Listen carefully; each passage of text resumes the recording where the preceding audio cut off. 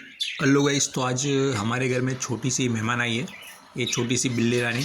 अब बिल्ली रानी के इरादे नेक नहीं लग रहे। जब से आई है दोस्तों, तब से ये पिंजरे के पास ही बैठी है आराम से, और बर्ड्स के साथ खेलना चाहती है या तो उन्हें पकड़ना चाहती है। दोस्तों ये देखिए, बस इस तरह ये कर रही है कब से। जैसे ही बर्ड उड़ेंगे इधर उधर, तो ये इधर उधर उसको देखेगी।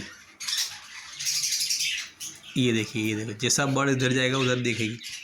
इसका दोस्तों ये पालतू बिल्ली है, इससे बर्ड को कुछ खतरा नहीं है, लेकिन अगर ये प्यार में भी पकड़ेगी दोस्तों, तो फिर उसके पंजे उसको लग जाएंगे और उसको नुकसान होने की शक्यता है। तो बस यही कब से देख रहा था, तो मैं बोला क्यों ना एक छोटा सा वीडियो बनाऊं कि बिल्ली रानी क्या कर रही है, आप सभी को दिखाऊं। मतलब ऐसे पालतू बिल्ली होती है दोस्तों, उसका कोई वो नहीं होता दोस्तों कि उससे कुछ नुकसान पहुंचेगा।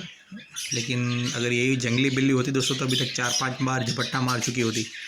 फिर भी दोस्तों, पालतू हो या जंगली, बर्ड से इन्हें दूर रखना ही बेटर है।